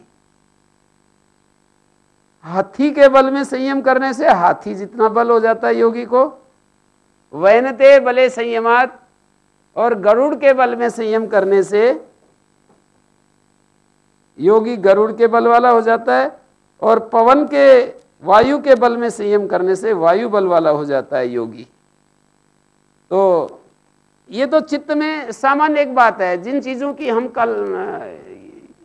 चीज़ों में हम जीते हैं वो चीज़ें, वो बल हमारे अंदर आता ही है, स्वाभाविक है। तो प्रवृत्त्यालोक न्यासात सूक्ष्म व्यवहित विप्रकृष्ट ज्ञानम, प्रवृत्ति का जो ज्योतिषमती प्रवृत्ति का जो प्रकाश है, तद विषयों में विन्यास करने से सूक्ष्म व्यवहित और विप्रकृष्ट ज्ञान हो जाता है। सूक्ष्म विषय का ज्ञान हो जाएगा, आत्मा, परमात्मा, परमाणु, सूक्ष्म विषय का ज्ञान हो जाएगा। और व्यवहित माने यहाँ से बैठे बैठे ही, और हमारे घर में क्या हो रहा है उसका भी ज्ञान हो जाएगा, अमेरिका में क्या हो रहा है उसका ज्ञान हो जाएगा, विप्रकृष्ट दूरस्थ का भी ज्ञान हो जाएगा। और व्यवहित दीवार के परली तरफ क्या हो रहा है उसका ज्ञान हो जाएगा। व्यवहित बीच में कोई पर्दा है, दीवार है, उसका हम ज्ञान, जैसे कि वो स्वामी ब्रह्मदेव जी ने मेरे को एक बार बतलाया कि स्वामी राम ने कहा कि मेरी आंखों के पट्टी बांध दो, तो उन्होंने आंखें पट्टी बांध दी, फिर वो पूरा कस करके पट्टी बांध दी, और वो खड़ा कर दिया उनको ऐसे, और उन्होंने कहा कि अब लिख करके कोई भी एक, जो आपके मन में कुछ भी आ रहा है उसको लिख करके आप दिखाइए। तो उन्होंने कहा कि ऐसा जैसे ही उन्होंने बताया कि ये लिखा है, और स्वयं उनके शिष्य आजकल रह रहे हैं यहाँ पर 5 साल के लिए, वो भी मौन में हैं, स्वामी वेद भारती जी। स्वामी वेद भारती जी ने, मैं और स्वामी जी गए थे अपने स्वामी रामदेव जी, तो उन दोनों के सामने कहा कि एक बार उन्होंने ये क्रिया मेरे सामने भी करके, कई सारी सिद्धियां उन्होंने करके दिखाई, उनमें से इसका भी नाम लिया कि वो पट्टी बांध करके और इस तरह से वो, मैंने सोचा कि एक वेद का कोई मंत्र लिखता हूं, वो कैसे बताएंगे। तो वो, उनको वेद के बड़े अच्छे विद्वान थे उस समय, वो पहले से ही बाल्यकाल में ही 13 साल के होकर के चारों वेदों को उन्होंने अर्थ सीख लिया था। संस्कृत भाषा धारा प्रवाह बोलते थे, और वो विदेश में चले गए उसके बाद, और वहाँ पर डीलिट आदि की और यूनिवर्सिटी में पढ़ाते रहे। अभी भारत में आए हुए हैं, लगभग 81-82 साल के हैं। 5 वर्ष के लिए उन्होंने भी नियम लिया है। उन्हीं को देख करके मैंने भी संकल्प किया कि हम भी चलो फिर, तो जब इतने बूढ़े आदमी और 5 साल के लिए रह रहे हैं तो हम भी एक संकल्प कर लेते हैं। तो उन्होंने कहा कि मैंने जो है एक मंत्र लिखा, मैंने पट्टी तो बंधी हुई थी, कई तह पट्टी, ऐसे नहीं कि उसमें दिखता हो, कई तह पट्टी आंखों के ऊपर, और मैंने मंत्र लिख करके, और मैंने कहा कि बताइए जी। तो उन्होंने कहा कि आप तो ये मंत्र लिखा है तत्काल। तो ऐसे जो है यही है वो प्रवृत्त्यालोक न्यासात, प्रवृत्त्यालोक न्यासात सूक्ष्म व्यवहित विप्रकृष्ट ज्ञानम।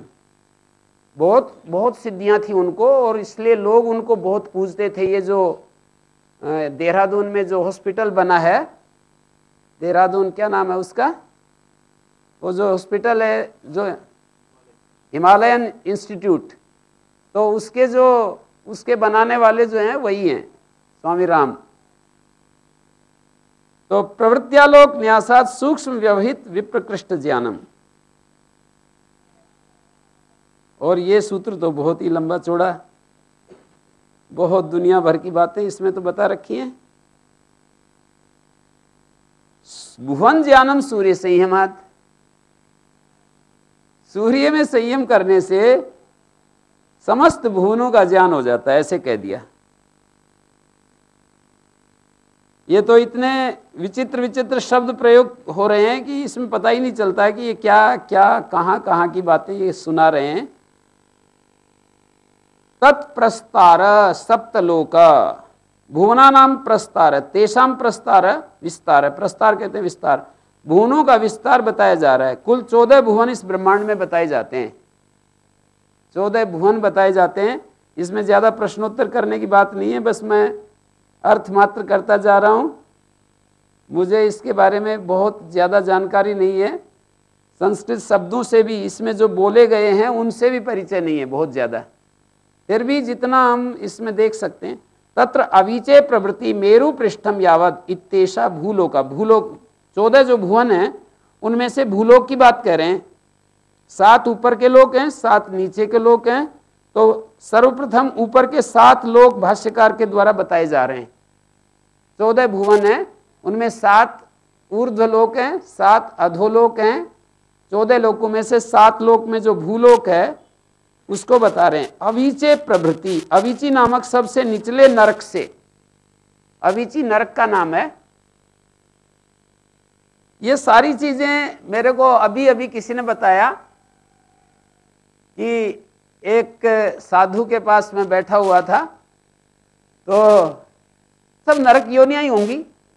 बिल्कुल प्रामाणिक व्यक्ति ने बताया कि एक साधु के पास बैठा हुआ था रात के 1 बजे, और मैं कई बार उसके पास ये जानकारी लेने के लिए ही कि आप ये सारी चीज़ों को आप करते हो तो मैं देखना चाहता हूँ, अनुभव करना चाहता हूँ।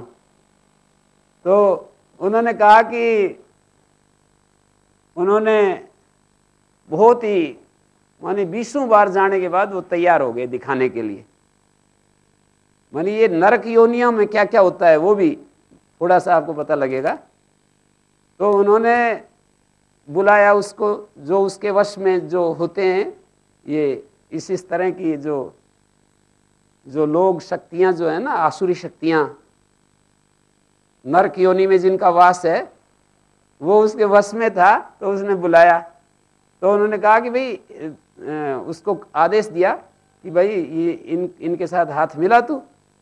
तो वो बहुत तेजी से मेरे हाथ को ऐसे जोर से जो है बहुत तेजी से मारा कि वो मेरे हाथ में झन झन ऐसे करने लगा।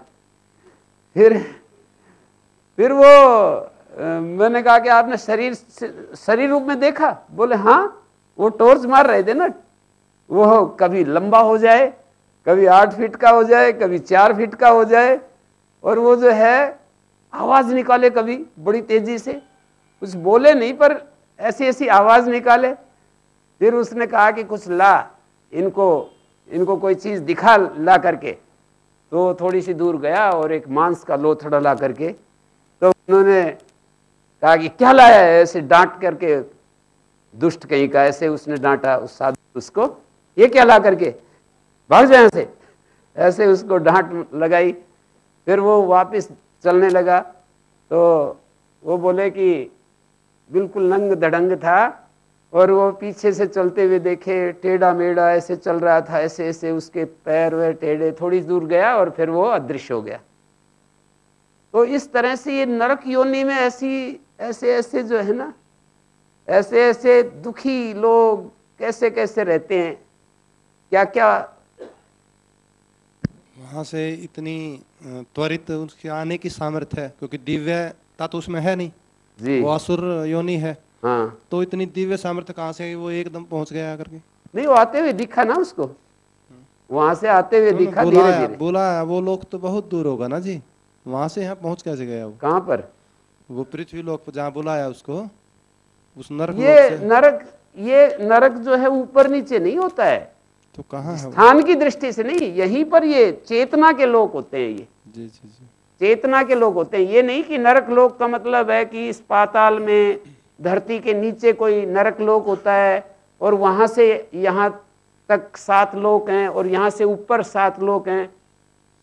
चेतना के जो है लोक हैं ये। तो अवीचे है प्रभृति मेरु पृष्ठम यावद इत्तेसा भूलोका।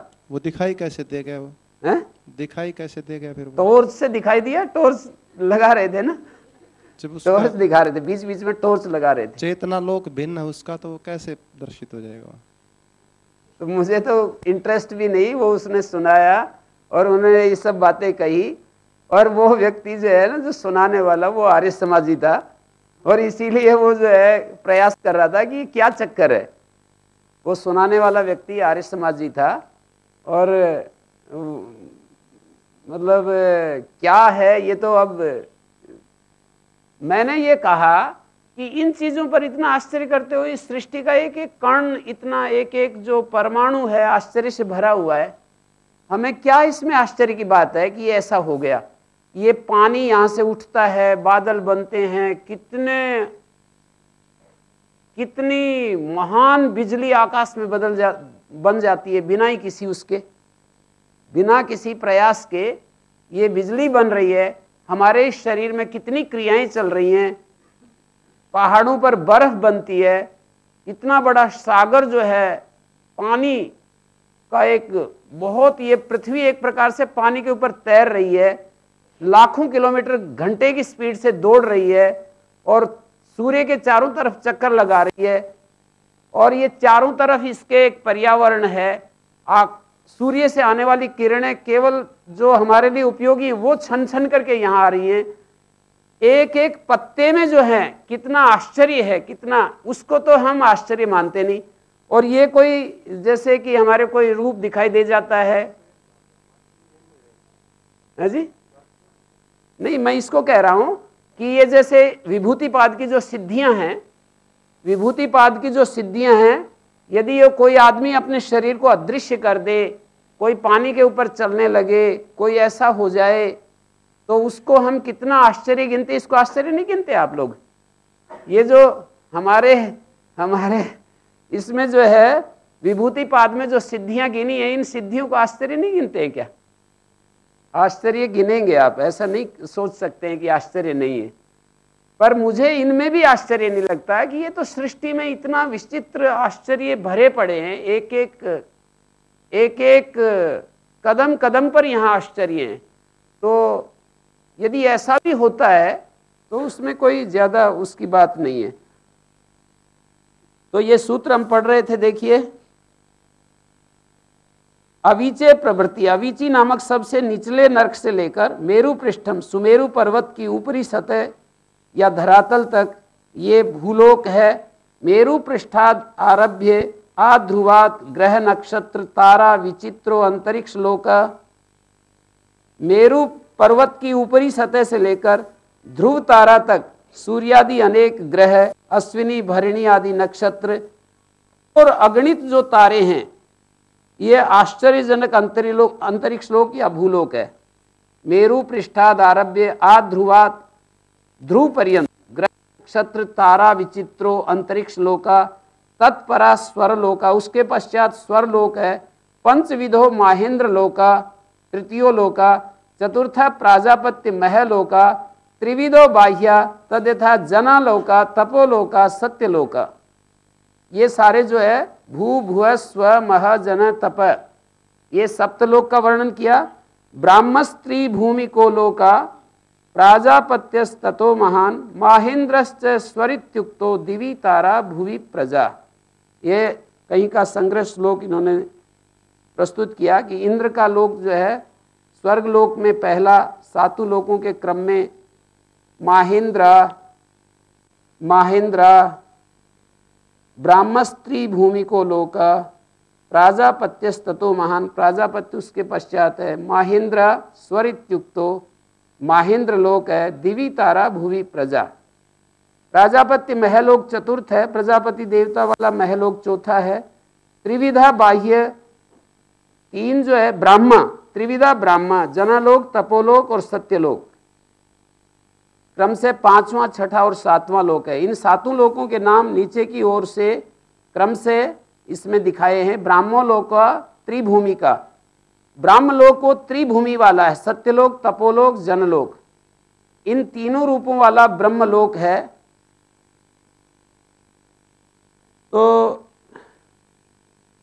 बहुत इसमें गिनाया है, मेरे ख्याल में इसको हम इस पर पढ़ेंगे तो एक प्रकार से ये कुछ समझ में आएगा नहीं लोगों को, जो पढ़ने वाले हैं उनका भी समय एक प्रकार से खराब ही होगा। सामान्य रूप से इसको हम ये समझ लेते हैं कि ये कोई संयम है, सूर्य भुवन ज्ञानम सूर्य संयमात, सूर्य में संयम करने से सारे इस ब्रह्मांड का, भुवनों का ज्ञान हो जाता है, जो 14 भुवन है उनका ज्ञान हो जाता है।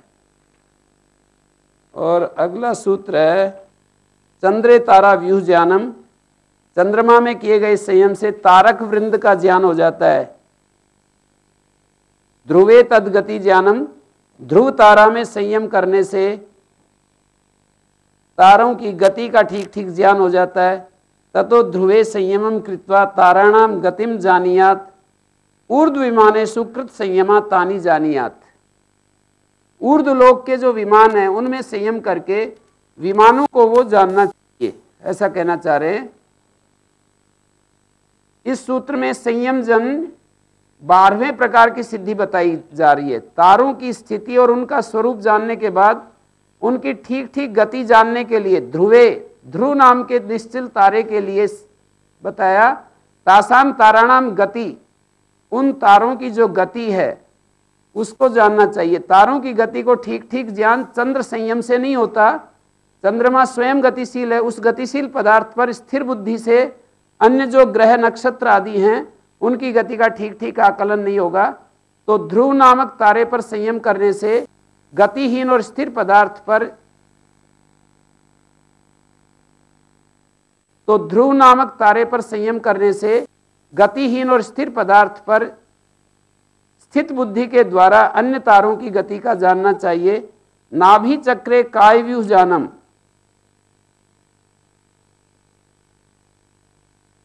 नाभि चक्र में संयम से शरीर संस्थान का ज्ञान होता है।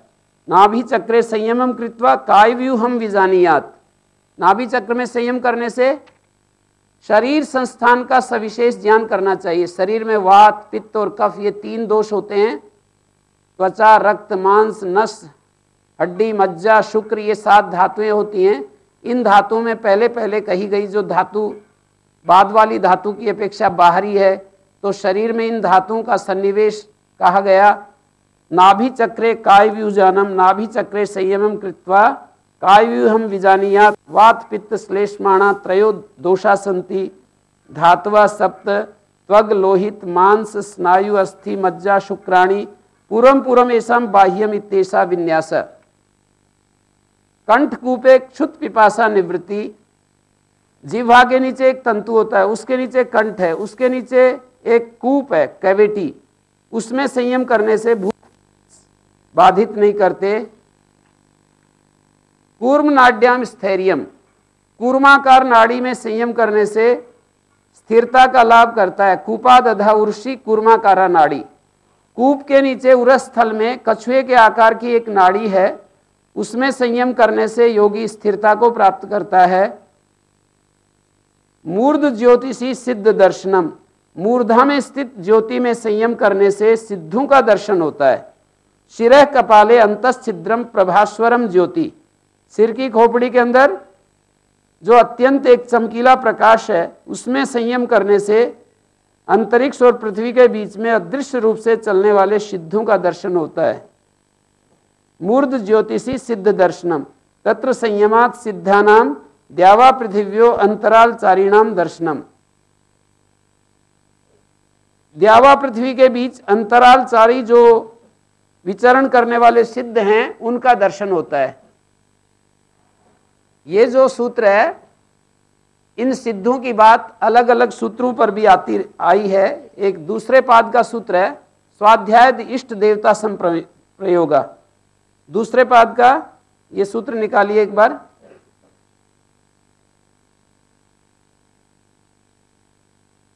स्वाध्याय इष्ट देवता संप्रयोग, दूसरे पाद का 44 नंबर सूत्र देखिए।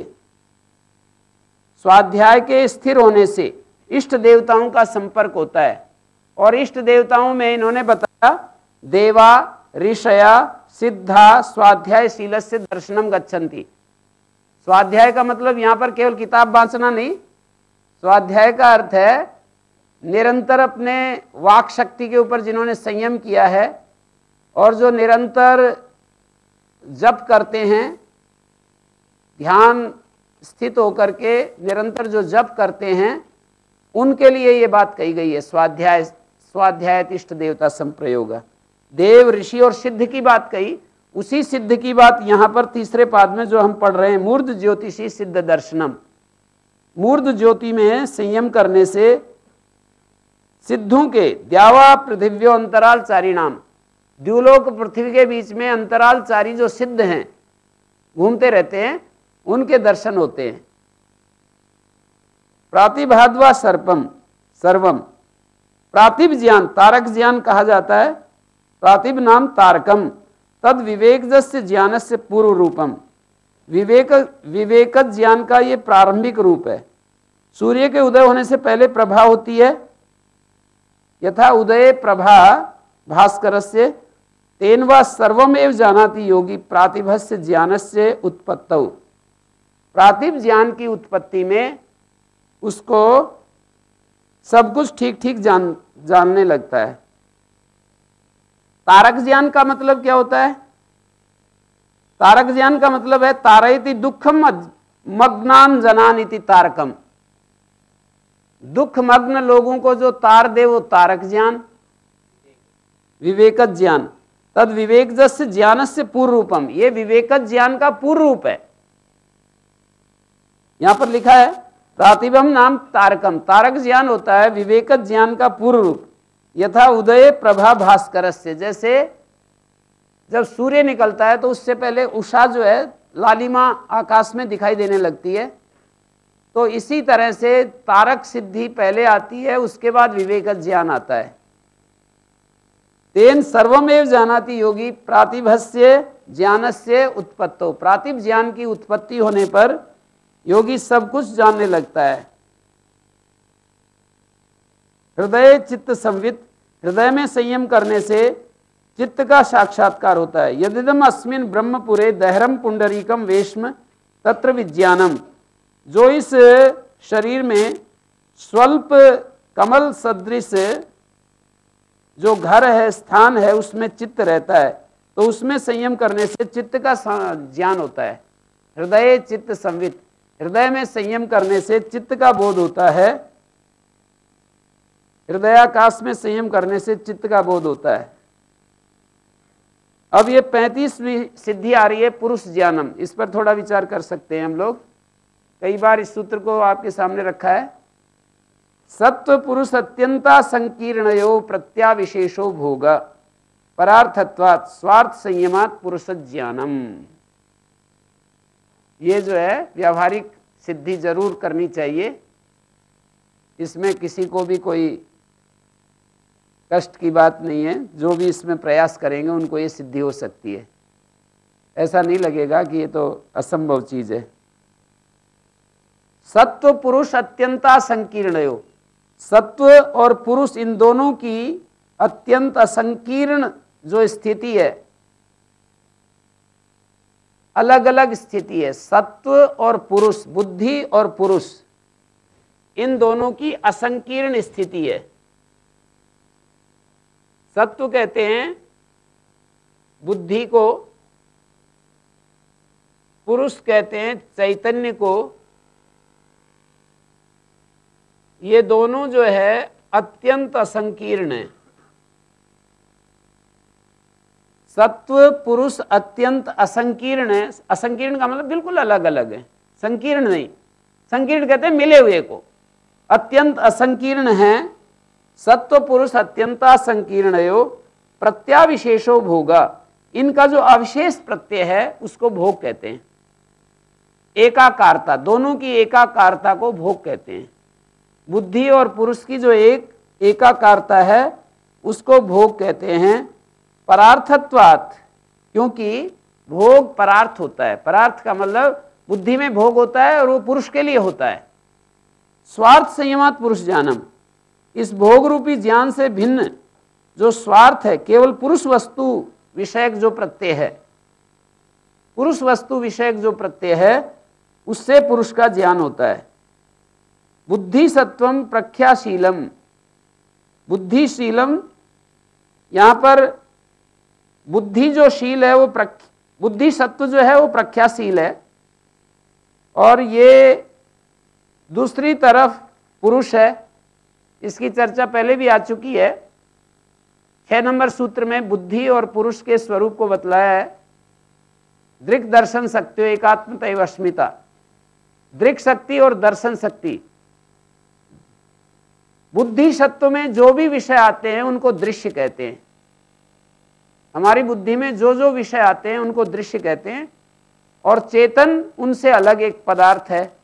इन दोनों की अलग स्थिति है, लेकिन इन दोनों की भोग के समय एक रूपता रहती है। इसी को भोग कहते हैं। स्वार्थ संयमात् पुरुष ज्ञानम, इससे हटकर केवल पुरुष विषयक जब हमारे अंदर बुद्धि होती है, पुरुष में जब हमारी बुद्धि स्थिर होती है, तो पुरुष का ज्ञान होता है। तो शेष चर्चा हम कल करते हैं।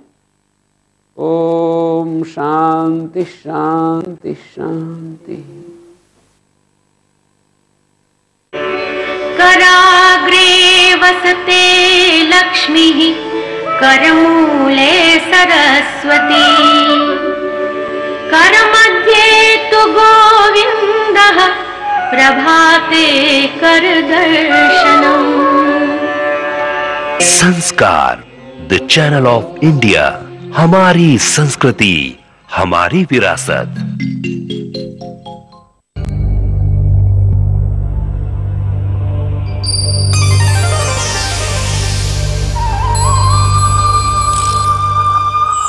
राधे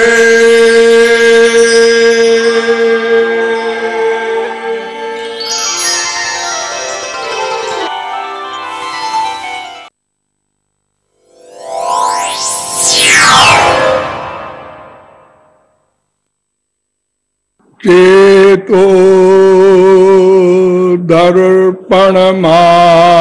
दर्पणमार्जनम् भवमहा